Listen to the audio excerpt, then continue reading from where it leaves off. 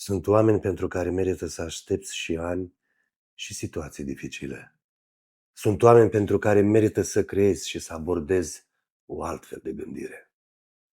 Sunt oameni pentru care merită să lupți, să faci reale sacrificii. Sunt cei pentru care întorci și munți și cei pentru care ai principii. Sunt oameni pentru care merită să pleci și să urmezi oriunde în lume. Sunt cei pentru care te ridici și mergi și îți schimbi și destinație și nume. Sunt oameni pentru care merită să construiești o relație profundă, de durată. Sunt oameni pentru care mai zâmbești fără să-ți dai seama vreodată.